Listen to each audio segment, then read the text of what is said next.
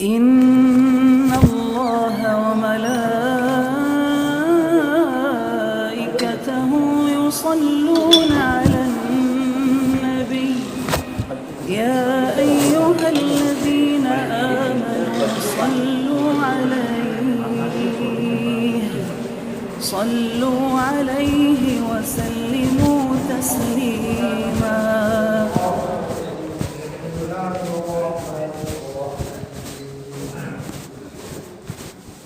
والذي جعل لكم الأرض ذلولا فامشوا في مناكبها وكلوا من رزقه وإليه النشور.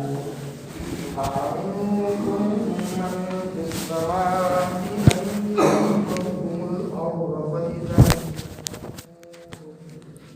أم أمنتم من في السماء أن يرسل عليكم حاصبا فستعلمون كيف نذير. صدق اللہ العظیم.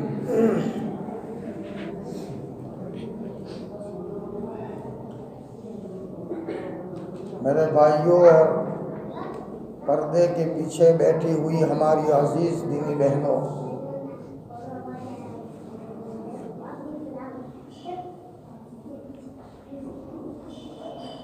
ابھی اس وقت ہمارے سامنے سورہ ملک کی چند آیتیں پڑھی گئی. یہ سورہ ملک قبر کے عذاب سے بچاؤ کا نسخہ ہے. ہر بیماری کی الگ الگ دوائیں ہوتی ہے. حضرت نبی کریم صلی اللہ علیہ وسلم نے فرمایا کہ اگر کوئی آدمی سورہ ملک کی پابندی کرے گا قبر کے عذاب سے اللہ تعالیٰ اس کی حفاظت فرمائے گا. ہمارا نبی سوتا نہیں تھا جب تک کہ اس سورت کو پڑھ نہیں لیتا تھا. بخشائے تھے لیکن آخرت کا منظر بالکل سامنے تھا. اللہ نے سارا منظر دکھا دیا تھا. تو آپ بہت رویا کرتے تھے، بہت تیاری میں رہتے تھے. جب اللہ کے رسول صلی اللہ علیہ وسلم کی زندگی میں اتنی تیاری تھی تو بھائی ہم تو گناہوں کا مجموعہ ہیں، ہمیں کس قدر آخرت کی تیاری کے تعلق سے فکرمند ہونے کی ضرورت ہے. ایک ایسا سفر جو شک والا ہو، ہوگا نہیں ہوگا، تو اس کے بارے میں اگر تیاری نہ کرے تو سمجھ میں آنے والی بات ہے.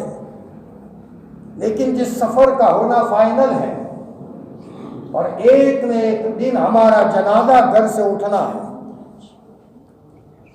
اور یقینی چیز ہے. قرآن پاک نے اس کو یقین سے تعبیر کیا، وَاعْبُدْ رَبَّكَ حَتَّى يَأْتِيَكَ الْيَقِينُ. اور اس کے بعد کوئی واپس نہیں آتا. کوئی دنیا میں ایسا نہیں ہے کہ کوئی جا کے واپس آیا. ایک صحابی اچانک گھر آئے تو دیکھا گھر میں سانپ ہے، تو انہوں نے نیزہ سانپ کے بیچ میں گھسا دیا.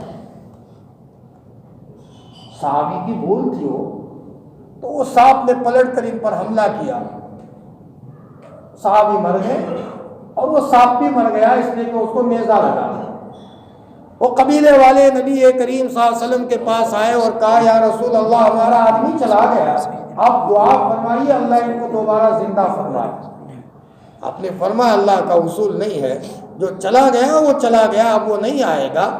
بلکہ بعض لوگوں نے یہ کہا کہ اللہ ہم کو جنت میں تو نے بھیجا ہے، ذرا تھوڑی دیر کے لیے دنیا میں بھیج دیں تاکہ ہم گھر والوں کو میسیج دے دیں کہ نیک اعمال کی بنیاد پر جنت میں آ گئے ہیں. تو تم غم مت کرو، شہداء احد نے اللہ کے سامنے درخواست رکھی تھی، تو ذرا ہم جا کر کے گھر والوں کو پیغام دے دیں تاکہ نیکی میں آگے بڑھے، سستی نہ کریں. آپ نے فرمایا تم یہی رہو، تمہارا میسیج میں پہنچا دیتا ہوں. اور قرآن پاک میں وہ آیت ہے کہ جو اللہ کے نام پر دنیا سے جاتا ہے شہید ہو کر، وہ مرتا نہیں ہے، وہ زندہ ہے. وہ شہداء احد کے درخواست پر یہ میسیج آسمان سے آیا. تو جہاں جا کر کوئی واپس نہیں آتا اور ہم سب کو جانا ہے، تو کاش کہ جہاں ہم دنیا کی فکر کرتے ہو وہاں آخرت کی بھی فکر کرنے کی تھوڑی کوشش کریں اور زندگی میں کچھ وقت تھوڑا سا نکال دے آخرت کی فکر کے تعلق سے. توفیق دینے والی ذات اللہ کی ہے. اب یہ دوسرا رکوع شروع ہو رہا ہے سورہ ملک کا. هو الذی جعل لکم الارض ذلولا. اللہ فرماتے ہیں مجھے پہچانو میں کون ہوں. پورا قرآن اللہ کی قدرت کا شاہکار ہے. اللہ نے اپنی طاقت بتائی ہے. یہاں غور کرو، یہاں غور کرو، یہاں غور کرو، تاکہ تم میری قدرت کو پہچانو. جب کوئی آدمی کسی طاقت کو مانتا ہے تو اس کے سامنے جھکتا ہے.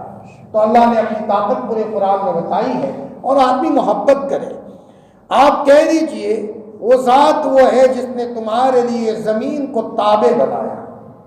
زمین ہمارے تابع ہے، اتنی بڑی مضبوط زمین، لیکن ہم اس میں کھڈا کھودے تو زمین کبھی منع نہیں کرتی. اس کو اللہ نے ہمارے تابع کیا. بلکہ بڑی سے بڑی مخلوق کو اللہ نے ہمارے تابع کر دیا ہے. سبحان الذی سخر لنا ھذا وما كنا له مقرنین. اس دعا پڑھنے کا لطف تو جب آتا ہے جب آدمی ہوائی جہاز میں بیٹھا. 5 فیٹ کا انسان اتنے بڑے ہوائی جہاز کو آسمان اور زمین کے بیچ میں منو تنو کے حساب سے ایک اشارے پر چلا رہا ہے. حقیقت یہ ہے کہ یہ کسی پائلوٹ کا کمال نہیں ہے، یہ اللہ کی قدرت ہے. اگر اللہ نہ چاہے تو کچھ گڑبڑی ایسی ہو جائے کہ سب تباہ اور برباد ہو جائے، وہ اللہ ہی حفاظت کے ساتھ پہنچاتا ہے. تو اللہ تعالیٰ فرماتے ہیں کہ یہ زمین بھی ہم نے تمہارے تابع کر دی. ہل چلانے جاؤ زمین بولتی نہیں ہے، اس لیے کہ ایک حدیث میں ہے، حدیث قدسی ہے، اللہ تعالیٰ فرماتے ہیں کہ او آدم کے بچے، میں نے ساری مخلوق تمہارے لیے پیدا کی ہے، لیکن میں نے تجھے اس لیے پیدا کیا تاکہ تو میری عبادت کرے. زمین تیرے لیے، تیرے فائدے کے لیے، سورج تیرے لیے، یہ اللہ تعالیٰ نے فرمایا. یا اللہ فرماتے ہیں کہ زمین کو ہم نے تمہارے تابع کر دیا، لیکن زمین اللہ کے حکم کے تابع ہے. اللہ کے امر کے بغیر زمین کچھ نہیں کر سکتی. اور اللہ کیا جس وقت زمین کو جو حکم ہوتا ہے زمین پورا کرتی ہے. وہ واقعہ یاد کرو، تاریخ میں درج ہے واقعہ. حضرت عمر رضی اللہ تعالیٰ عنہ کے زمانے میں ایک بوڑھیا تیل لے کر جا رہی تھی. اتفاق ایسا کہ اس کا تیل زمین پر گر گیا. حضرت عمر رضی اللہ تعالیٰ عنہ کے پاس یہ شکایت آئی. حضرت عمر رضی اللہ تعالیٰ عنہ نے ایک چٹھی لکھی اور کہا کہ تمہاری جو دیگچی ہے، تمہاری پتیلی ہے، اس کو وہاں رکھ دینا اور یہ ہمارا خط رکھ دو وہاں. کیا ایمان تھا. خط بھیجتے تھے دریائے نیل کے نام تو دریائے نیل شروع ہو جاتا تھا. خط بھیجتے تھے زمین کے نام تو زمین میں جان آ جاتی تھی. تو اچانک وہ چٹھی لکھی ہوئی وہاں رکھی جو حضرت عمر نے دی تھی اور پتیلی وہاں رکھی تو سارا تیل زمین نے اس پتیلی میں ڈال دیا. تحقیق کی، اس میں دیکھا گیا حضرت عمر نے کیا لکھا ہے. یہ کہا کہ زمین اس بڑھیا کا تیل تو واپس کر، اگر واپس نہیں کیا تو تیرے اندر میں بے نمازی کو میں دفن کروں گا. یہ حضرت عمر نے اس زمین کو الٹیمیٹم دیا. زمین یہ پسند نہیں کرتی کہ میرے اندر میں بے نمازی دفن ہو. فرمایا فوراً اس نے، اس زمین نے وہ تیل واپس کیا. حضرت عمرو ابن عاص کو حضرت عمر رضی اللہ تعالیٰ عنہ نے مصر کا گورنر بنا کر کے بھیجا تھا. وہاں دریائے نیل تھا، وہاں تو بادشاہ بھی تقوی کا بادشاہ ہوتا تھا، صوبائی گورنر بھی تقوی والا ہوتا تھا. تو حضرت عمر نے حضرت عمرو ابن عاص کو صوبہ کا گورنر بنا کر کے بھیجا. تو وہاں سال میں ایک مرتبہ وہاں لوگ ایک لڑکی کو مزین کر کے دریائے نیل کے نام بھیٹ چڑھا دیتے تھے. دریائے نیل میں ڈبو دے. سال میں ایک مرتبہ خوبصورت لڑکی کو لاوے اور اس کو لدے لدائے زیورات سے مزین کریں اور بیچاری کو اس میں ڈال دیں. حضرت عمرو ابن عاص نے جب یہ دیکھا، او ہو یہ کیا چیز ہے کہ اس کے بغیر دریائے نیل جاری نہیں ہوتا، لہذا ہم سال میں ایک مرتبہ ایسا کرتے ہیں تاکہ دریا برابر جاری و ساری رہے. حضرت عمرو ابن عاص نے یہ خط لکھا حضرت عمر ابن خطاب رضی اللہ تعالیٰ عنہ کو. تو حضرت عمر نے دو خط لکھے. ایک خط لکھا حضرت عمر کے نام اور ایک خط لکھا زمین کے نام. حضرت عمر کو کہا کہ عمر جو میرا دوسرا خط ہے وہ آپ دریائے نیل میں ڈال دو. جو ہی دریائے نیل میں ڈالا، بڑے زور و شور کے ساتھ سب کو منع کیا آپ کی مت لڑکی مت ڈالو. اب میں انتظام کرتا ہوں۔ حضرت عمرو بن عاص نے وہ خط جو ہی ڈالا، بڑے زور و شور کے ساتھ دریائے نیل جاری ہو گیا، ہر سال جو جاری ہوتا تھا اس سے بھی زیادہ۔ اور اس میں دیکھا حضرت عمر نے یہ لکھا تھا، اے دریائے نیل اگر تو اپنے حکم سے چلتا ہے تو مت چل، ہمیں تیری کوئی ضرورت نہیں ہے، اور اگر تو اللہ کے حکم سے جاری ہوتا ہے، ہمارے اللہ کو لڑکیوں کی کوئی ضرورت نہیں ہے، وہ اللہ مستغنی ہے اور وہ صمد ہے۔ جب ان لوگوں کا فرمان اور خطوط کا اثر زمین پر بھی ہوتا ہے۔ زمین اللہ کے حکم کے تابع ہے، اللہ جس زمین کو جو حکم کرے زمین اس حکم کو پورا کرے گی۔ مدینہ المنورہ میں جنت البقیع میں قبر کھودی جا رہی تھی، تو اندر میں اچانک ایک عرب شیخ کو وہاں دفن کیا تھا، مسلمان کو، تو وہاں بار بار اس قبر میں سے دورہ ہوتا ہے کہ دوبارہ پھر قبر کھودو، جو ہڈیاں نکلے اس کو ایک طرف کر دو، اور یہی صحیح ترتیب ہے۔ لمبا چوڑا قبرستان، اس کی حفاظت کون کرے گا؟ ایک مرتبہ سب کو دفن کیا، اب پھر سے ترتیب کرو، پھر سے ترتیب آئی، پھر سے کرو، تاکہ چھوٹا قبرستان ہو اس کی حفاظت ہو سکے، ورنہ وہاں جانور جا کر کے پاخانہ اور گوبر کریں گے، اس کی حفاظت کون کرے گا؟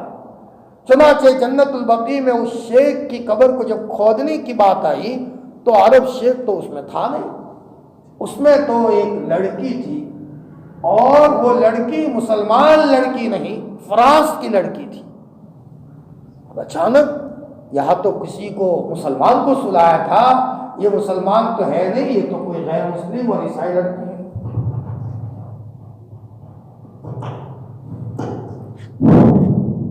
آواز نہیں آ رہا؟ اچھا، اب دیکھا کہ اس میں تو ایک انگریز لڑکی ہے، اتفاق کے ساتھ جس فرانس کی وہ لڑکی تھی اسی فرانس کا کوئی جوان وہاں قبرستان میں موجود تھا۔ اللہ تعالیٰ عبرت کا واقعہ دکھانا چاہتے تھے، تو اس نے کہا کہ یہ تو ہمارے یہاں کی لڑکی ہے۔ اب دیکھا کہ یہاں جس مسلمان کو سلایا تھا وہ کہاں ہے؟ چنانچہ فرانس میں جہاں لڑکی کو دفن کیا تھا اس قبر کو کھودا گیا، تو وہاں وہ مسلمان نکلا۔ مسلمان کو دفن کیا تھا مدینہ المنورہ جنت البقیع میں، وہ نکل رہا ہے فرانس میں، اور انگریز لڑکی کو دفن کیا تھا فرانس کے قبرستان میں، اور وہ نکل رہی ہے جنت البقیع میں۔ دیکھو غلطی کیا ہوئی ہے۔ چنانچہ اس مسلمان کو جو دفن کیا تھا اس کے گھر والوں کو پوچھا تو انہوں نے بتایا کہ سب کچھ اچھا تھا، لیکن جب صبح نہانے کی حاجت ہوتی تھی اور جب وہ غسل کرتا تھا پاک ہونے کے لیے، تو وہ یہ کہتا تھا کہ عیسائیوں میں کتنا اچھا ہے کہ غسل کی کوئی ضرورت ہی نہیں ہوتی، مسلمان ہو کر دوسروں کی چیزوں سے پیار۔ اللہ کو یہ ادا پسند نہیں آئی، لیبل مسلمان کا ہے اور تم ادائیں پسند کرتے ہو غیر اسلام کی، جاؤ ان کے قبرستان میں، زمین اللہ کے حکم کے تابع ہے۔ فرانس والوں کو جا کر کے تحقیق کی، وہ لڑکی یہاں کیسے آئی؟ پتا چلا کہ وہ لڑکی جب صبح کسی موقع پر غسل کرتی تھی تو وہ یوں کہتی تھی مذہب اسلام کتنا پاکیزہ مذہب ہے کہ اگر غسل کی ضرورت پڑے تو جب تک غسل نہ کرے وہ مرد ہو یا عورت وہاں تک وہ پاک نہیں ہوتا۔ کتنا پیارا اور پاک مذہب ہے۔ بیچاری کسی وجہ سے وہ عمل تو نہیں کر پا رہی تھی، لیکن اس کے دل میں ایمان کے اس عمل کی محبت کی ادا اللہ کو پسند آئی، اللہ تعالیٰ نے فوراً اس کو جنت البقیع میں بھیج دیا۔ میرے بھائیوں، اصل بات یہ ہے کہ ہم مسلمان ہو کر اسلام کی ایک ایک چیز سے پیار کریں۔ اسلام کی کسی چیز پر اعتراض کرنا، اسلام کی کسی بات پر اشکال کرنا، یہ ہوتا تو یہ اچھا تھا، دوسرے مذہب میں یہ کیسا ہے، یہاں ذرا یہ ہے۔ اگر تھوڑا سا شک چلا گیا، یہ شک اللہ کو بالکل پسند نہیں ہے۔ خطرہ ہے اس بات کا کہ آدمی فکری اعتبار سے مرتد ہو جائے، ایک آدمی عملی اعتبار سے۔ اس لیے حکیم الامت حضرت عالمین عمر اللہ عنہ نے لکھا ہے، آدمی کا اسلام سے نکلنے کے کسی جگہ پر جا کر کے گھنٹی بجانا کوئی ضروری نہیں ہے، اپنی پیشانی کو کسی اور جگہ پر جا کر کے جھکانا کوئی ضروری نہیں ہے، بلکہ مذہب اسلام میں رہتے ہوئے اگر کوئی آدمی دوسرے مذہب کی کسی چیز سے پیار اور تعلق رکھتا ہے اور قلبی محبت رکھتا ہے تو یہ آدمی مسلمانوں کے گھر میں رہتے ہوئے ایمان سے نکل گیا۔ اللہ پوری امت کی حفاظت فرمائے۔ وہ ذات وہ ہے جس نے تمہارے لیے زمین کو تابع بنایا۔ اللہ فرماتے ہیں میں نے بنایا ہے، تم یہ مت سمجھو میں نے اپنی صلاحیت سے کیا ہے۔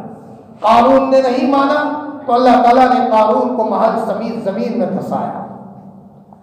ایک سراقہ ابن مالک جوشم حضرت نبی کریم صلی اللہ علیہ وسلم کے پیچھے لگے انعام لینے کے لیے کہ جو حضور کا سر لائے اس کو 100 اونٹ ملیں گے، تو اللہ کے رسول کے پیچھے وہ لگے۔ حضرت صدیق اکبر نے دیکھ لیا مدینہ المنورہ جاتے ہوئے، یہ دونوں اکیلے جا رہے تھے۔ حضرت صدیق اکبر نے فرمایا یا رسول اللہ دشمن ہمارے پیچھے پڑا ہے۔ آپ نے فرمایا ابوبکر فکر مت کرو، اللہ ہمارے ساتھ ہے۔ اور آپ نے آسمان کی طرف دیکھ کر اشارہ کیا، زمین کھلی اور زمین پھٹی اور اس کے اندر میں سوراخ دھسنے لگا، اس کا گھوڑا دھسا، وہ خود اس کے اندر میں گھسا۔ فوراً سراقہ نے کہا یا محمد معاف کر دو، آئندہ میں کبھی آپ کا پیچھا نہیں کروں گا۔ آپ نے فرمایا معافی مانگتے ہو کہ جی معافی مانگتا ہوں۔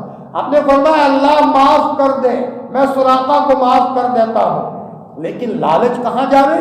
لالچ آدمی اس کی وجہ سے بار بار گناہ میں مبتلا ہوتا ہے۔ پھر نیت خراب ہوئی، پھر زمین میں دھسا، پھر معافی مانگی، آپ نے معاف کر دیا۔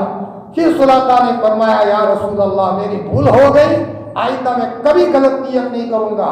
آپ نے فرمایا سراقہ اگر کوئی اس راستے پر آتا ہو تو سب کو منع کر دو تاکہ کوئی اس راستے پر نہ آئے۔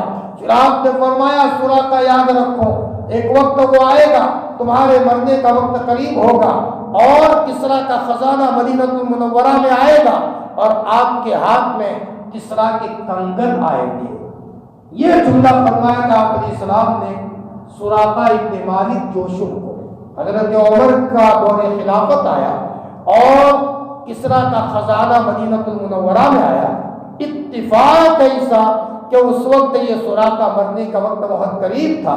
حضرت عمر نے ان کو بلایا اور بلا کر کے ان کے ہاتھ میں کسریٰ کے کنگن دیے۔ سراقہ روتے روتے کہنے لگے صحیح کہا تھا میرے محبوب محمد الرسول اللہ صلی اللہ علیہ وسلم نے، سراقہ کیا حال ہوگا جب تمہارے ہاتھ میں کسریٰ کے کنگن آئیں گے؟ میں سمجھا تھا کہ اب تک تو نہیں آئے، لیکن مرنے سے پہلے حضور نے فرمایا تھا وہ وقت آ گیا۔ حضور کی ایک ایک بات سچی ہے، یا حضور دعا کر رہے ہیں زمین کھلتی ہے اور سراقہ اس میں دھستے ہیں۔ اللہ پوری امت کی حفاظت فرمائے۔ جی وہ ذات وہ ہے جس نے تمہارے لیے زمین کو تابع بنایا، تم اس کے راستوں پر چلو۔ اللہ فرماتے ہیں زمین کے راستوں پر چلو، حق ادا کرو۔ اللہ کی نعمتیں کھاؤ لیکن حق ادا کرو، اللہ کی نعمت کو پیو لیکن حق ادا کرو۔ اللہ خوش ہوتے ہیں۔ ایک آدمی کسی پر کوئی احسان کرے اور وہ ذرا شکریہ کہہ دے، اس کو کتنا اچھا لگتا ہے۔ اللہ کی کروڑ نعمتوں کا حق ہم استعمال کر رہے ہو اور اس کا حق ادا نہ کریں۔ صحاباؤں نے فرمایا یا رسول اللہ ہم راستوں میں بیٹھتے ہیں ضرورت کی وجہ سے، تو بیٹھے تو کیا کرے؟ آپ نے فرمایا راستوں کا حق ادا کرو۔ راستوں میں بیٹھے ہو ایک طرف بیٹھو، امر بالمعروف کرو، نہی عن المنکر کرو۔ اگر کوئی راستہ بھٹکے ہوئے ہے تو اس کو راستہ بتاؤ، اپنی نگاہیں نیچی رکھو، وہاں جانے والی مستورات پر تمہاری نگاہ نہ پڑے۔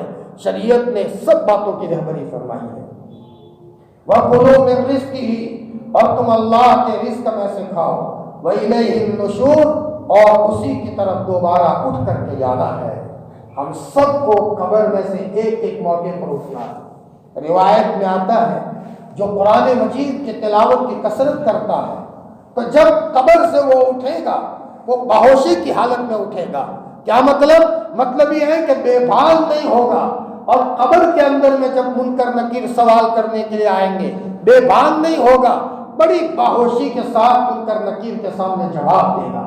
یہ قرآن مجید کی تاثیر ہے۔ اللہ نے ایسا عجیب و غریب نسخہ دیا ہے، اس لیے حضور نے فرمایا تھا کہ اگر تم پر کوئی حالات آئے، کوئی ٹینشن آئے اور ٹینشن میں تم کو کوئی نہ سوچتا ہو تو تم قرآن لے کر کے بیٹھ جانا۔ قرآن تمہارے لیے راستہ کھول دے گا، اور کہاں سے کھولے گا؟ جہاں سے تم نے سوچا بھی نہیں ہے۔ أَأَمِنْتُم مَّن فِي السَّمَاءِ أَن يَخْسِفَ بِكُمُ الْأَرْضَ، کیا تم مطمئن ہو گئے اس ذات سے جو آسمان میں ہے کہ تم کو زمین میں دھسا دے؟ مطمئن ہونے کی ضرورت نہیں ہے. کوئی گناہ کیا اور اچانک زمین پھٹے اور آدمی زمین میں دھس جائے. قوم لوط نے غلطی کی تھی، مرد ہو کر مردوں کے پیچھے پڑے تھے اور اپنی خواہشات کو غلط طریقے سے پورا کیا تھا، تو ایک نہیں کئی قسم کا عذاب اللہ پاک نے اس قوم پر مبتلا کیا. کیا عذاب مبتلا کیا؟ فرشتے نے چیخ ماری، سب کے کلیجے پھٹ گئے. دوسرا کیا عذاب آیا؟ تیز آندھی چلی اور آسمان فضاؤں میں اللہ نے ان کو اڑایا. اور کیا عذاب آیا؟ ان کو یہاں سے اٹھایا، پہلے آسمان کے قریب لے گئے اور اتنا زور سے پٹکا ہے کہ نیچے کا پانی اوپر آ گیا. آج بھی وہاں پانی ہے، زہریلا پانی ہے، لیکن اس کو بحر میت کہتے ہیں. اس میں کوئی چیز زندہ نہیں رہ سکتی، اور زہریلے پاؤڈر اس پانی سے بنائے جاتے ہیں. زہریلے پاؤڈر اس پانی سے بنائے جاتے ہیں. جس زمین پر ایک مرتبہ اللہ کا غصہ ہو جاتا ہے تو اس زمین پر بار بار اللہ کے غضب کے جھٹکے آتے ہیں. اس لیے اللہ کے رسول صلی اللہ علیہ وسلم جب قوم عاد کی بستی کے پاس سے گزرے ہیں تو آپ نے فرمایا جلدی سے گزر جاؤ، یہاں اللہ کا غضب اترا ہے، لہذا یہاں سے وہ خطرہ ہے اس بات کا کہ کہیں اللہ کا غضب نہ آ جائے.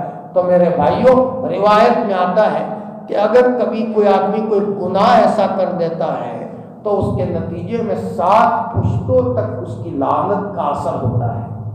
ڈاکٹر لوگ کچھ اور کہیں گے، حدیث اور قرآن کچھ اور کہہ رہا ہے. ڈاکٹر لوگ اپنے اعتبار سے بات کریں گے، قرآن یہ کہہ رہا ہے اور حدیث پاک یہ کہہ رہی ہے یہ ملعون ہے، اس کے اوپر اللہ کی لعنت ہے، اور ایک لعنت کا اثر 7 پشتوں تک جاتا ہے. کبھی کبھی باپ غلطی کرے اور بیچاری اولاد بھول دے. ہمیں چاہیے کہ ہم اپنی زندگی کے اندر میں نیکی کو اپنی زندگی کا جز بنائیں. کیا تم مطمئن ہو گئے اس ذات سے جو آسمان میں ہے یہ کہ تم کو زمین میں دھسا دے؟ فَإِذَا هِيَ تَمُورُ، اور وہ حرکت کرنے لگے. ام امنتم من فی السماء، کیا تم مطمئن ہو گئے اس ذات سے جو آسمان میں ہے یہ کہ تمہارے اوپر پتھر بھیجے. جیسے قوم عاد قوم لوط پر اللہ نے پتھر بھیجے اور نام لکھا ہوا تھا ہر ایک کا، مسومۃ من عند ربک، حتیٰ کہ ایک آدمی حرم میں چلا گیا تھا، اور حرم میں تو عذاب نہیں آتا، اللہ کا پاک گھر ہے، حرم ہے. 40 دن کے بعد باہر نکلا تو اس کے نام کا پتھر آسمان اور زمین کے بیچ میں لٹک رہا تھا. 40 دن کے بعد جب نکلا ہے تو وہ پتھر اس کے اوپر آیا اور اس کی کھوپڑی کو توڑ دیا. اللہ سے ڈرنے کی سخت ضرورت ہے. جی، کیا تم مطمئن ہو گئے اس ذات سے جو آسمان میں ہے یہ کہ تم پر پتھر برسائے؟ عنقریب تم جان لو گے کہ کیسا تھا میرا ڈرانا. وَلَقَدْ كَذَّبَ الَّذِينَ مِن قَبْلِهِمْ، یقیناً جھٹلایا ان لوگوں نے جو ان سے پہلے تھے. اللہ تعالیٰ فرماتے ہیں کیسی تھی میری سزا، ان کو بتاؤ. مجھے میرے احکام کو بہت توڑا. حضور جس زمانے میں آئے ہیں اس سے پہلے قوم عاد پر عذاب آیا ہے، قوم لوط پر عذاب آیا ہے، اور ایک ایک قوموں پر عذاب آیا ہے. جب ملک شام کا سفر کرتے تھے نبی کریم صلی اللہ علیہ وسلم تو راستے میں یہ بستیاں پڑتی تھیں. تو اللہ تعالیٰ نے آپ علیہ السلام کو کہا کہ ان لوگوں کو کہہ دو جو میری بات نہیں مانتے کہ جنہوں نے میرا کہا نہیں مانا ان کی بستیوں پر میرا عذاب کیسا آیا ہے اور کیسی عبرت ناک سزا ان کے اوپر آئی ہے. یقیناً جھٹلایا ان لوگوں نے جو ان سے پہلے تھے، کیسی تھی میری عبرت ناک سزا. اولم یروا الی الطیر فوقہم صافات، کیا ان لوگوں نے نہیں دیکھا پرندوں کو؟ اللہ سب چیزوں کو دیکھنے کو کہتے ہیں. زمین کو دیکھو، فصل کو دیکھو، ستاروں کو دیکھو، چاند کو دیکھو، سورج کو دیکھو، اپنی ذات کو دیکھو. ایک ایک چیز کو دیکھ کر مجھ تک پہنچو، میری قدرت کو جان کر مجھ تک پہنچنے کی کوشش کرو.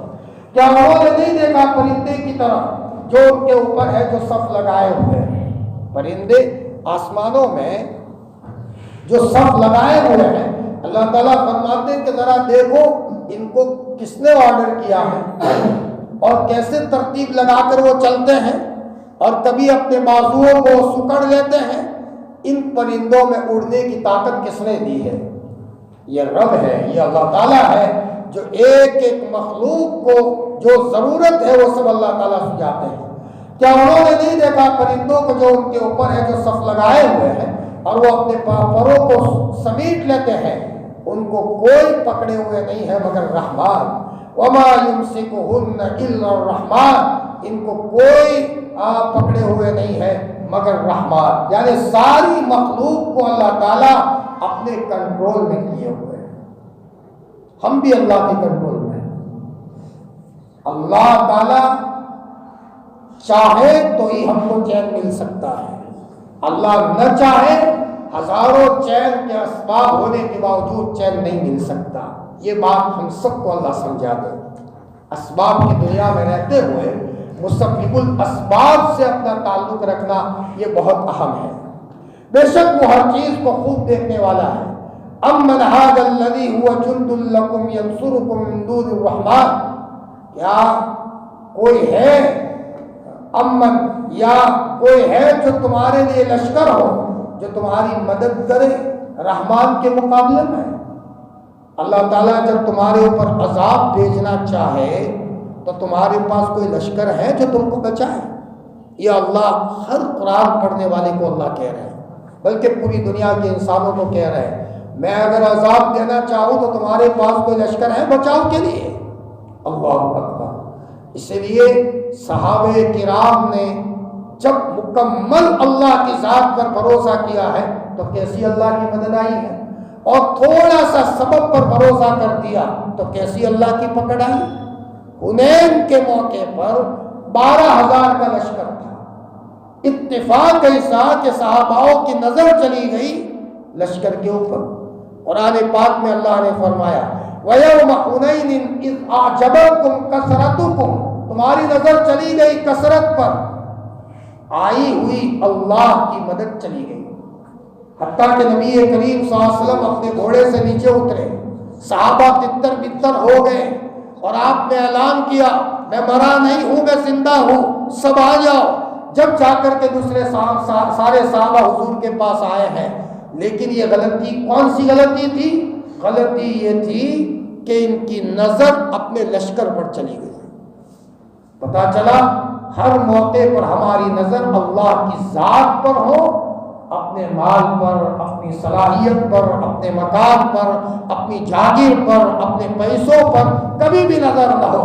یہ اللہ کے سامنے اس کی کوئی حیثیت نہیں ہے۔ پوری دنیا کی حیثیت اللہ کے سامنے مچھر کے پر کے برابر ہے۔ کون لشکر ہے تمہارے لیے جو تمہاری مدد کرے رحمان کے مقابلے میں؟ ان الکافرون الا فی غرور، نہ ماننے والے دھوکے میں ہیں۔ اللہ پاک فرماتے جو مجھے نہیں مانتے وہ سب دھوکے میں ہے، پیسوں سے کام چل جائے گا، صلاحیت سے کام چل جائے گا۔ اللہ تعالیٰ فرماتے کہ یہ خامخواہ ان کا دھوکہ ہے۔ امن ھذا الذی یرزقکم، کیا کوئی ہے جو تم کو روزی دے اگر اللہ تعالیٰ اپنا رزق روک دے؟ اللہ تعالیٰ فرماتے ہیں میرے بندو، جب میں رزق پہنچانے پر آتا ہوں تو رزق دیتا ہوں، اور اگر میں نہ چاہوں تو تمہارے لیے سارے رزق کے اسباب بند کر دوں۔ اور رزق کے اسباب کھلوانے کے لیے بہترین نسخہ ہے استغفار کی کثرت۔ اگر کوئی آدمی استغفار کی کثرت کرتا ہے تو جتنی بندشیں ہوتی ہیں اس کے کاروبار کے لائن کی، دوسرے کوئی لائن کی، ساری رکاوٹوں کو اللہ تعالیٰ دور فرماتے ہیں۔ اور ایک سورہ واقعہ ہے، اپنے گھروں میں سورہ واقعہ کو پڑھنا۔ کوئی آدمی سورہ واقعہ کثرت سے پڑھے گا تو اس کے نتیجے میں اس کے گھر میں مالی اعتبار سے برکت ہوگی۔ اس لیے روایت میں آتا ہے عبداللہ بن مسعود رضی اللہ تعالیٰ عنہ جب انتقال کا وقت قریب آیا تو کسی نے کہا کہ عبداللہ اپنی بچیوں کے لیے کچھ چھوڑ کر کے دنیا سے جاتے، ایسی حالت میں جا رہے ہو کہ گھر میں فاقہ ہے۔ عبداللہ بن مسعود رضی اللہ تعالیٰ عنہ نے فرمایا مجھے بٹھاؤ۔ جب بٹھایا گیا تو فرمایا میں نے ان کانوں سے سنا ہے نبی کریم صلی اللہ علیہ وسلم نے فرمایا جن گھروں میں سورہ واقعہ کی تلاوت ہوتی ہے ان گھروں میں فاقہ نہیں آتا۔ میں نے میری بچیوں کو سورہ واقعہ یاد کرا دی، کم از کم اپنی بچیوں کو سورہ واقعہ ہے، الف لام میم سجدہ ہے، سورہ کہف ہے، یاسین شریف ہے، اخیری پارہ ہے، اور اس کے علاوہ سورہ حدید ہے، اور جو گویا کہ جو صورتیں پڑھی جاتی ہیں منزل کے اعتبار سے کم از کم وہ صورتیں اپنی بچیوں کو یاد کرا لینی چاہیے، تاکہ اگر وہ حافظ قرآن نہ ہو تو کم از کم یہ صورتیں ان کو کام آنے والی بنے۔ اور بچیوں کا دماغ بہت اچھا ہوتا ہے۔ ابھی ہمارے خاندان میں ایک بچی نے 6 مہینے میں حفظ کر لیا، 6 مہینے میں، الحمدللہ۔ تو بچیوں کو اللہ نے دماغ دیا ہوا ہوتا ہے، اگر وہ بچی اگر یاد کر لے تو ظاہری بات ہے جہاں جائے گی قرآن پڑھے گی، اور قرآن پاک کے نتیجے میں اللہ پاک دوسرے بیماریوں سے بھی اللہ حفاظت کرتے ہیں، اور اس کے نتیجے میں اللہ دوسرے گناہوں سے بھی اللہ اس کی حفاظت فرماتے ہیں۔ جی، کیا کوئی ہے جو تم کو روزی دے اگر اللہ تعالیٰ اپنے رزق کو روک دے؟ بل لجوا فی عتو و نفور، بلکہ وہ سرکشی میں اور نفرت میں آگے بڑھتے جا رہے ہیں، میری بات نہیں مانتے۔ اللہ تعالیٰ کو شکایت ہے کہ وہ لوگ میری بات نہیں مانتے اور میری نافرمانی پر نافرمانی کرتے جا رہے ہیں۔ افمن یمشی مکبا علی وجہہ، کیا پس وہ ذات جو اونٹے منہ چلے وہ زیادہ ہدایت یافتہ ہے، یا وہ جو سیدھا چلے اور سیدھے راستے پر ہو؟ اللہ تعالیٰ فرماتے ہیں ایرے گہرے کی اتباع مت کرو، ایسے آدمی کے پیچھے چلو جو صراط مستقیم پر ہو۔ ایسے لوگوں کے پیچھے چلتے ہو جن کی زندگی صحیح نہیں ہے، تو اللہ تعالیٰ یہ کہنا چاہتے ہیں کہ اپنا قائد، اپنا رہبر ایسا ہونا چاہیے جو صراط مستقیم پر ہو، ورنہ رہبر غلط ہوتا ہے تو اس کے نتیجے میں پوری کی پوری قوم کھڈے میں جا کر کے گرتی ہے۔ لہذا اپنا قائد ایسا ہونا چاہیے جس کی زندگی میں نیکی ہو اور اس کی زندگی میں رہبری کی صلاحیت ہو۔ اور اگر روایت میں آتا ہے ایک مرتبہ اللہ کے رسول نے صحاباؤں کی ایک جماعت کسی جگہ بھیجی، امیر صاحب نے یوں کہا کہ آگ جلاؤ، آگ جلائی، پھر سب کو کہا کہ اس میں چھلانگ لگاؤ، چھلانگ لگانے کو کہا، ایسے امیر صاحب تھے۔ اب بعض لوگوں نے کہا کہ امیر کی ماننے میں بھلائی ہے لیکن اس میں کودے تو نہیں۔ بعض لوگوں نے کہا کہ آگ سے بچ کر تو ہم آئے ہیں، جہنم کی آگ سے بچنے کے لیے تو اللہ کے راستے میں نکلے ہیں، اور یہ تو آگ میں چھلانگ لگانے کو کہہ رہے، ہم تو چھلانگ نہیں لگائیں گے جب تک اللہ کے رسول کو پوچھے۔ ابو داؤد شریف کی روایت ہے، یہ قافلہ مدینہ المنورہ میں آیا، نبی کریم صلی اللہ علیہ وسلم کو کہا یا رسول اللہ ہمارے امیر صاحب نے تو آگ لگائی تھی اور یوں کہا تھا اس میں چھلانگ لگا لو، لیکن ہم نے تو کہا تھا کہ حضور کو پوچھے بغیر چھلانگ نہیں لگائیں گے۔ بعضوں نے کہا تھا کہ امیر کی جس نے مانی اس نے نبی کی مانی، اور نبی کی مانی اس نے اللہ کی مانی، وہ تو چھلانگ لگانے جا رہے تھے لیکن بچ گئے ہیں۔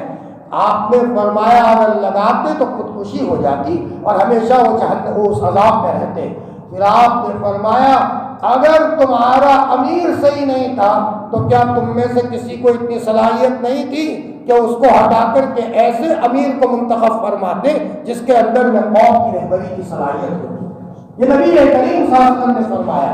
پتہ چلا کہ اگر کبھی کسی جگہ سے اگر کوئی امیر کا انتخاب ہوا ہے لیکن اگر امیر میں کوئی غلطی ہو یا کہ امیر صحیح نہ چل رہا ہو تو مشورے سے اگر کوئی دوسرا امیر طے کر دیا جائے تو یہ حدیث کے اصطلاح میں کوئی غلط نہیں ہے، نبی کریم صلی اللہ علیہ وسلم نے اس کی اجازت دی ہے۔ روایت میں آتا ہے کہ آپ علیہ الصلوۃ والسلام نے فرمایا جی قل هو الذی انشأکم، آپ کہہ دیجئے وہ ذات ہے جس نے تم کو پیدا کیا اور تمہارے لیے کان، آنکھ اور دل بنایا، یہ سب اللہ نے بنایا۔ اللہ پاک اپنی ایک ایک نعمت بتاتے ہیں، اور سورہ رحمان میں تو اللہ تعالیٰ نے اپنی ایک ایک نعمت کا تذکرہ کر کے بندوں کو اپنے سے جوڑنے کے لیے فرمایا ہے میرے بندوں تم مجھ سے جڑو، میں نے تم کو کیا نہیں دیا ہے۔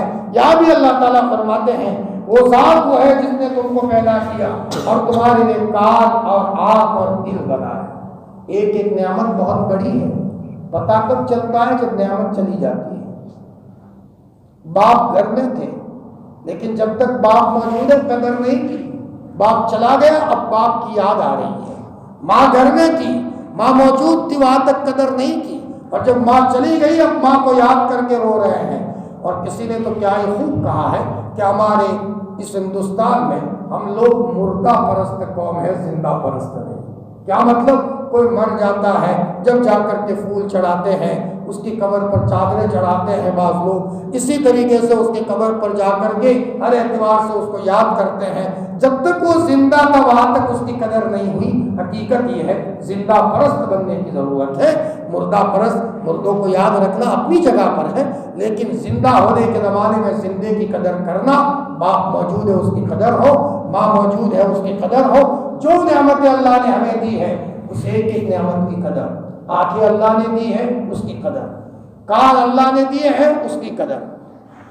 قلیلا ما تشکرون، اللہ تعالیٰ فرماتے ہیں بہت ہی کم تم شکر گزاری کرتے ہو۔ اللہ تعالیٰ کو اپنے بندوں سے شکایت ہے۔ قرآن پاک کی ایک آیت میں تو اللہ فرماتے ہیں وَقَلِيلٌ مِّنْ عِبَادِيَ الشَّكُورُ، میرے بہت کم بندے ہیں جو میری نعمت کی شکر گزاری کرتے ہیں۔ میرے بھائیوں، میں نے اس سے پہلے بھی کہا تھا، حضرت مفتی تقی عثمانی دامت برکاتہ فرماتے ہیں اگر بندہ اللہ سے تعلق کرنا چاہتا ہے دو چیزیں اپنی زندگی میں اپنا دے، ہر چھوٹی موٹی نعمت پر اللہ کا شکر ادا کرے، کھانے کے موقع پر شکریہ، اے اللہ تو نے کھلایا ہے، ہم تو اے اللہ اگر تو نہ کھلاتا تو ظاہری بات ہے کہ بھوکے رہتے، صبح اٹھایا تو اللہ کی نعمت کا شکریہ، سونے کے موقع پر اللہ کی نعمت کا شکریہ، چھوٹی موٹی نعمت پر اللہ کا شکر ادا کرنے کا مزاج بنائے، اور دوسرا ہر چھوٹی موٹی ضرورت میں اللہ کی طرف متوجہ ہو۔ اللہ سنتے ہیں، کیسے سنتے ہیں؟ ابھی میرے پاس عید کے دن ایک طالب علم آیا، مدرسے کا بچہ، کہا مولانا میرے والد صاحب سیلنگ کا کام کرتے ہیں، پورے حلال کمائی پر ہے، لیکن میرے چھوٹے بھائی کا لیور خراب ہو گیا، ڈاکٹروں نے کہا کفن کی تیاری کر لو، بچہ نہیں ہے۔ سارے ڈاکٹر جمع ہو گئے، سب نے ہاتھ اونچے کر دیے۔ اس بچے نے کہا مولانا میرے والد صاحب مسجد میں جا کر کے 2 گھنٹہ روئے، اور یوں کہا کہ اللہ، فوراً ڈاکٹروں کو کہا ٹھیک ہے تمہاری بات ہے، اور وہ میرے ابا فوراً سیدھے مسجد میں آئے اور 2 گھنٹہ روئے اور خوب روئے۔ 2 گھنٹہ رو کر گئے تو ڈاکٹر کہنے لگے چمتکار کیا ہے تم نے، کوئی جادو کیا ہے؟ کہ کیا ہوا؟ کہ لیور نے کام کرنا شروع کر دیا۔ اللہ، میرے آنکھوں میں آنسو آ گئے، اللہ کی قسم۔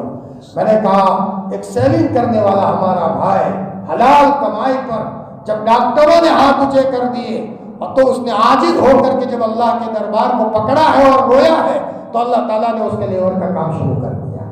میرے بھائیوں، اس سے یہ سمجھو ہر چھوٹی موٹی غلطی کی سزا ملتی ہے اور ہر چھوٹی موٹی نیکی کا بدلہ ملتا ہے، اور اللہ تعالیٰ سوئے ہوئے نہیں ہیں، اللہ تعالیٰ سب دیکھ رہے ہیں۔ ہم سب کو اللہ تعالیٰ سے اپنا تعلق مضبوط کرنے کی ضرورت ہے، اس کے لیے فرائض ادا کریں، 5 وقت نماز کا اہتمام کریں، شرک ہمارے گھروں میں نہ آئے، شرک سے اللہ تعالیٰ کو بہت نفرت ہے۔ آپ کہہ دیجئے وہ ذات وہ ہے جس نے تم کو زمین میں پیدا کیا، وَإِلَيْهِ تُحْشَرُونَ، اور اسی کی طرف تم سب کو اٹھایا جائے گا، سب کو اللہ کے دربار میں جانا ہے جی، اور حشر کے میدان میں سب جمع ہوں گے،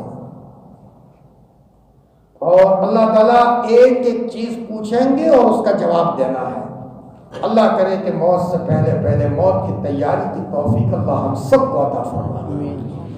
وقت نکالو میرے بھائیوں، وقت نکالو، ہر دعا میں اللہ سے مانگو، اے اللہ موت سے پہلے تیرا خصوصی تعلق دے دے، اولاد میں رہتے ہوئے تو غافل مت بنا، اے اللہ اولاد کے نتیجے میں کہیں ہم فتنے میں مبتلا نہ ہو جائے، اولاد کی محبت میں ہم اتنے دیوانے تو نہ ہو کہ ان کی وجہ سے حرام میں مبتلا ہو رہے ہیں، ان کی وجہ سے اللہ کے احکام کو توڑ رہے ہیں۔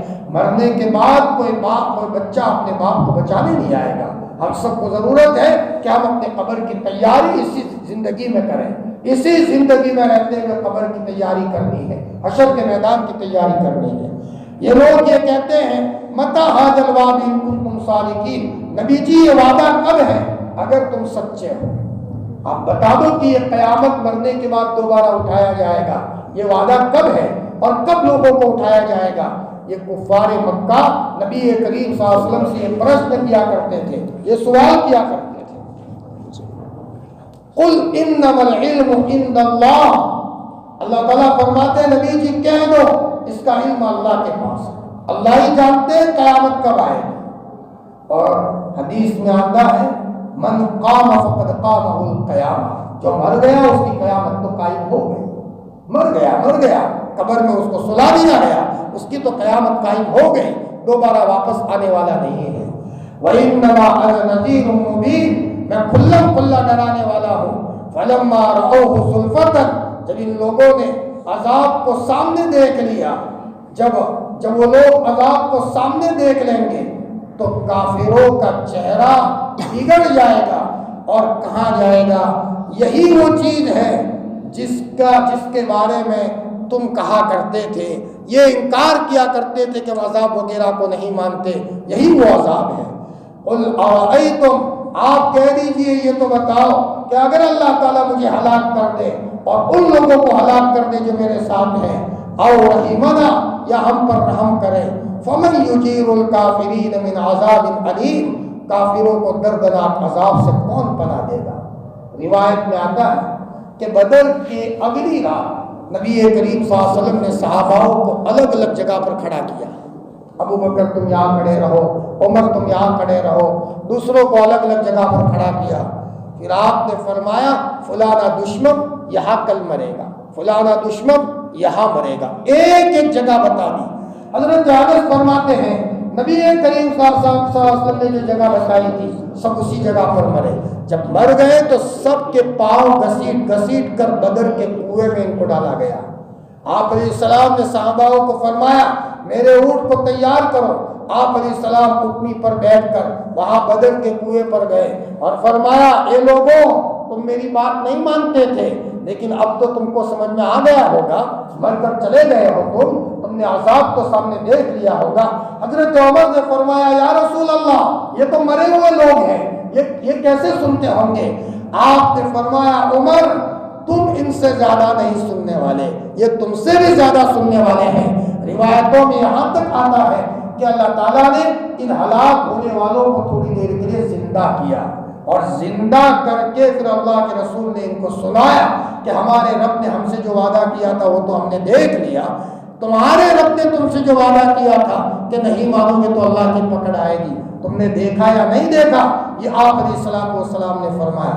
روایت میں آتا ہے اگر کوئی قبرستان میں جا کر کے سلام کرتا ہے تو مردے سلام کا جواب دیتے ہیں، مردے سلام کا جواب دیتے ہیں، اور سب سے زیادہ مردے کو ثواب پہنچانے والی چیز مالی فدیہ ہے، مالی فدیہ۔ مرنے والے باپ کی طرف سے کوئی مال خرچ کر دیا تاکہ اس کا ثواب ان کو ملے، اس میں کسی کا کوئی اختلاف نہیں ہے، فوراً اس مال کے خرچ کرنے کا ثواب اس مرحوم کو پہنچ رہا ہے۔ ہاں اگر کوئی نماز پڑھے اور نماز پڑھ کر کے دعا کرے تو دعا کی وجہ سے، نماز کی وجہ سے اس کی تاثیر بڑھ گئی اور وہ دعا کرے گا، اس کی دعا کے نتیجے میں مرحوم کی اللہ تعالیٰ مغفرت فرمائیں گے۔ ہم سب کو ضرورت ہے کہ ہم آخرت کی تیاری بھی کریں، اپنے مرحومین کو بھی یاد رکھیں۔ قل هو الرحمن آمنا به، آپ کہہ دیجئے وہی رحمان ہے، ہم اس پر ایمان لائے، وعلیہ توکلنا، اور اسی پر ہم نے بھروسہ کیا، اللہ کی ذات پر ہم بھروسہ کرتے ہیں۔ فستعلمون من هو فی ضلال مبین، اب قریب تم کو پتہ چل جائے گا کھلی غلطی میں کون ہے۔ آج مسلمانوں پر اسلام کے تعلق سے بڑے حالات ہیں، قرب قیامت میں یہ حالات آنے ہیں، لیکن سیدھی سی بات ہے کہ حق محنت کے نتیجے میں حق کام کرنے والوں پر حالات آتے ہیں۔ سب سے زیادہ حالات محمد رسول اللہ صلی اللہ علیہ وسلم پر آئے، لیکن ہمارا کام یہ ہے کہ ہم اخلاق سے رہیں، ہمارا کام یہ ہے کہ اللہ کے احکام کو پورا کرتے ہوئے رہیں۔ اور آج بہت زیادہ امت مسلمہ کو ضرورت ہے کہ اللہ کے ایک ایک حکم کو پورا کریں، گناہوں کو چھوڑ دیں۔ کبھی کبھی ایک آدمی کے گناہ کے نتیجے میں پوری بستی حالات میں آ سکتی ہے۔ بنی اسرائیل کا وہ واقعہ یاد کرو، حضرت موسیٰ موجود ہے، جلیل القدر پیغمبر، حضرت ہارون ہے، لیکن ایک آدمی نے کالا منہ کر دیا۔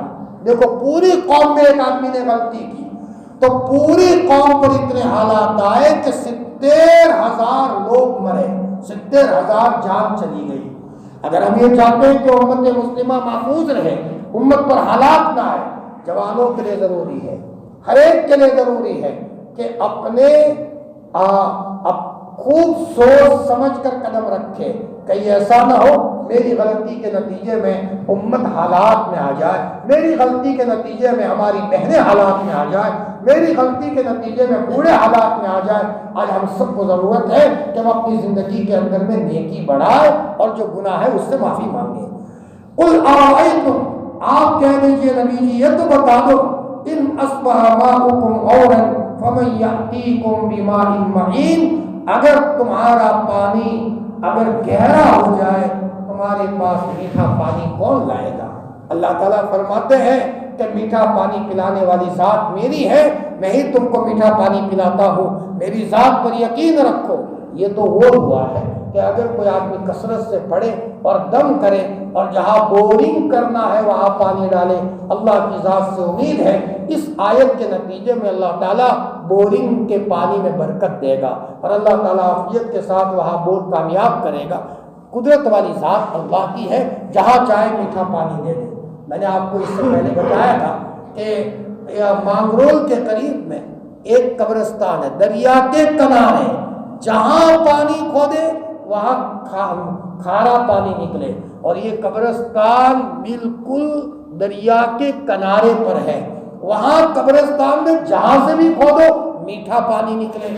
کسی نے بتایا وہاں ایک تابعی یا کسی اللہ کے ولی کی قبر ہے، تو اس کے نتیجے میں جہاں سے بھی پانی کھودو، کنواں کھودو، وہاں قبرستان میں پانی میٹھا نکلتا ہے۔ میرے بھائیوں، اللہ کی قدرت کو سمجھنے کی ضرورت ہے۔ ہماری بہنیں بھی باتیں سن رہی ہے۔ آج کی زندگی میں اگر کوئی آدمی چین اور سکون لینا چاہتا ہے، 5 وقت نماز کے اہتمام پر آئے، روزانہ قرآن مجید کی تلاوت کرے، صبح شام کی 3 تسبیحات کا اہتمام کرے، اپنے ذریعے سے اللہ کی مخلوق کو آرام پہنچائے، کسی کو ستائے نہیں۔ تو تاریخ کرنے کی بھی سزا ملتی ہے، تو تاریخ کرنے کی بھی سزا ملتی ہے، کسی کو جھٹکے سے بات کرنے کی بھی سزا ملتی ہے۔ ہم چاہیے کہ اپنی زندگی میں بااخلاق بنے، انسانیت کے ساتھ جیے، ہم سب کو اس کی ضرورت ہے۔ اللہ تعالیٰ کہنے سننے سے زیادہ عمل کرنے کی توفیق عطا فرمائے۔ انشاءاللہ آئندہ سورہ فاتحہ سے شروع قرآن سے ہماری تفسیر شروع ہوگی۔ یہ تو بیچ میں کچھ سورت کے ٹکڑے تھے جس کو ہم نے آپ کے سامنے بیان کیے، لیکن آپ لوگ ماشاءاللہ اہتمام سے باتیں ہوں تو اب سورہ فاتحہ سے انشاءاللہ باقاعدہ تفسیر کا آغاز ہوگا، اور جیسے آپ آتے ہو اپنے بچوں وغیرہ کو بھی شریک کرو، ہو سکتا ہے کوئی دین کی بات سن لے اور وہ ان کے لیے مفید ثابت ہو۔ اللہ عمل کی توفیق عطا فرمائے۔ میں نے اس سے پہلے گھروں میں بیماریوں کے تعلق سے ایک عمل بتایا تھا، سورہ تغابن کا۔ ہماری بہنوں کو بھی کہتا ہوں، بھائیوں کو بھی کہتا ہوں کہ یقین رکھو قرآن پر۔ اللہ کی قسم، قرآن مجید میں اللہ تعالیٰ نے ایٹم بم سے زیادہ طاقت دی ہے۔ بڑی سے بڑی بیماریاں، بڑی سے بڑی تکلیفوں کو ختم کرنے کے لیے قرآن پاک کی بڑی عجیب تاثیر ہے۔ ہمارے یہاں مدرسے میں ایک مولانا ہے، لوگ آتے ہیں بیچارے دم کرانے، سانپ ڈسا ہوا ہو، دم کرتے ہیں، اللہ پاک شفا دے دیتا ہے۔ وہی قرآن کی آیت ہے۔ ایک مرتبہ آدیواسی کو لائے تھے، جیسے مرا ہوا، لوگ سمجھتے تھے کہ مرا ہوا ہے، لیکن وہ سانپ اس کو ڈسا ہوا تھا اور وہ زہر اس پر اثر کر گیا تھا۔ برابر پڑھتے رہے مولانا، پڑھتے رہے تو اس کے نتیجے میں کافی گھنٹوں کے بعد اس نے آنکھیں کھولی۔ ماشاءاللہ، اللہ تعالیٰ نے اس کو استرین و گویا کی زندگی دی۔ جیسے بڑے سے بڑے زہر کا علاج قرآن کی تلاوت میں اللہ نے رکھا ہے۔ یاد رکھو، اگر بے چینی ہے قرآن پڑھو، گھروں میں کوئی بھی حالات ہے قرآن پڑھو۔ قرآن مجید کثرت سے پڑھو گے تو تم چست بھی بن جاؤ گے، چستی بھی آئے گی، اس لیے کہ آپ کو سست بنانے میں بھی شیطانی اثرات کا دخل ہے، زیادہ سلانے میں بھی شیطانی اثرات کا دخل ہے۔ اور جب قرآن آتا ہے تو اس کے نتیجے میں چھوٹی چھوٹی چیزوں میں بھی اللہ تعالیٰ برکت دیتے ہیں، اور ہم سب کو برکت کی ضرورت ہے۔ اللہ پاک عمل کی توفیق عطا فرمائے۔ یا رب لک الحمد کما ينبغي لجلال وجهك ولعظیم سلطانك، جزا اللہ عنا محمدا صلی اللہ علیہ وسلم بما هو اهله۔ اللهم صل على روح محمد في الارواح وصل على جسد محمد فی الاجساد وصلی علی قبر محمد فی القبور۔ اے اللہ پاک ہم تیرے دربار میں معافی مانگنے کے لیے آئے ہیں، تو ہمیں معاف فرما دے۔ وہ ہمارے ربا، وہ ہمارے پیارے اللہ، وہ ہمارے شہید اللہ، وہ ہمارے محسن اللہ، میٹھے میٹھے نیند دینے والے اللہ۔ اے اللہ پاک ایک احسان ہوتا تو ہم کبھی تجھے بھولنے والے ہوتے، لیکن تو نے تو کروڑ احسانوں میں بسایا ہے۔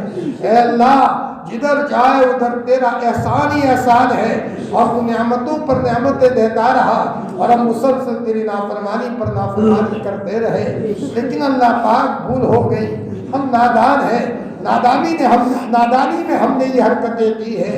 اے مولا ایک ماں اپنے بچے کو نہلاتی ہے، نئے کپڑے پہناتی ہے، پاؤڈر لگاتی ہے، سرما لگاتی ہے، اور یہ بچہ ماں کے اتنے سارے احسان کے باوجود گندی کیچڑ کی مٹی لا کر اپنے ماں کے بدن پر ڈال دیتا ہے۔ مولا ماں جانتی ہے کہ میرا یہ نادان بچہ ہے، نادانی میں میرے کپڑے خراب کیے ہیں۔ اے اللہ پاک ہم اس بچے سے بھی زیادہ نادان ہیں، بھلا ہم آپ کے احسان کو کیوں بھولیں؟ آپ نے تو ہمیں ایمان دیا ہے، جس ایمان کی بنیاد پر قبر جنت کا باغ بننے والی ہے، جس ایمان کی بنیاد پر اے اللہ تو ایک وقت آئے گا اللہ تعالیٰ تو فرشتوں کو فرمائیں گا، اے میرے فرشتوں دیکھو میرے اس بندے کی کوئی نیکی ہے، تو فرشتے کہیں گے اس کی کوئی نیکی نہیں ہے۔ ارے دیکھو دیکھو کوئی نیکی ہوگی، یہ میرا ایمان والا بندہ ہے۔ فرشتے فرمائیں گے اللہ پاک کوئی نیکی نہیں ہے، اتفاقاً ایک نیکی نظر آئے گی۔ اے اللہ ایک ایمان والے کا انتقال ہوا تھا، یہ بھائی جا کر کے اس نے اس کی قبر پر مٹی ڈالی تھی، اللہ پاک تو نے فوراً فرمایا میرے فرشتوں میرے بندے کی موت کے بعد اس بندے نے جا کر مٹی ڈالی ہے، میں اس کو جہنم میں کیسے ڈالوں؟ ایمان کی بنیاد پر اس کو جنت میں لے جاؤ۔ اے اللہ پاک ایسا قیمتی ایمان تو نے ہمیں عطا فرمایا ہے، لیکن مولا ہمیں ذمہ داری کا احساس دے دے۔ بچوں کا باپ ہے تو رونے والا باپ بنا دے، بیوی کے شوہر ہے تو رونے والا شوہر بنا دے، ہماری بہنوں کو بھی رونے والی مائیں بنا دے۔ جب گھروں میں مائیں روتی تھی تو گھروں میں اولیاء اللہ پیدا ہوتے تھے۔ اے اللہ یہ بہنیں اگر تھوڑا سا دل پر لے لے اور دنیا کے حالات کو دیکھ کر دنیا چاہے کسی اور طرف جا رہی ہو لیکن وہ حضرت فاطمہ کی سیرت کو اپنائے تو ایسی عورتوں کے نتیجے میں شوہر کا کلیجہ ٹھنڈا ہوتا ہے۔ اے اللہ پاک ایک عورت مولانا طارق تقی صاحب کے پاس آئی اور کہا حضرت میرے شوہر مجھے 50,000 مہینے میں دیتے ہیں لیکن پیسے کم پڑتے ہیں۔ مولانا تقی صاحب نے فرمایا اتنے پیسے اور کم پڑے؟ فرمایا بہن کیا کرتے ہو؟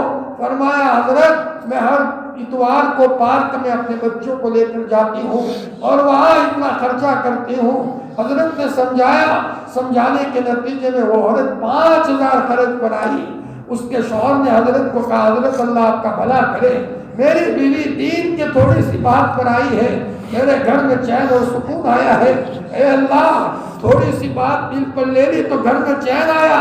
اگر ہماری یہ بہنیں فجر سے پہلے اٹھ کر قرآن پڑھنے والی بن جائے، رات کو سونے کے موقع پر بچوں کو دعا پڑھانے والی بن جائے، اب بچہ جب گھر سے نکلے تو ماں دروازے پر آ کر پیار سے کہے بیٹا دعا پڑھ کے گھر سے بیٹا روانہ ہو، بسم اللہ توکلت علی اللہ، اور بیٹا میں تیرے لیے دعا کرتی ہوں۔ ایسی مائیں جب گھروں میں ہوتی ہے تو فرشتے ان گھروں میں بسیرا کرتے ہیں، اور مولا جن گھروں میں گانے ہوتے ہیں، جن گھروں میں عورتیں شوہروں کو ڈانٹتی ہے، جن گھروں میں عورتیں شوہروں کی نافرمان ہوتی ہے، اور جن گھروں کے اندر میں بے حیائی ہوتی ہے، اور جن گھروں میں بے شرمی کی باتیں ہوتی ہے، وہاں فرشتے تو بھاگ جاتے ہیں اور شیطان آ کر بچہ دیتا ہے، اور جن گھروں میں شیطان بچہ دیتا ہے وہاں تو مولا زندگی گزارتے ہوئے جہنم کی یاد آ جاتی ہے۔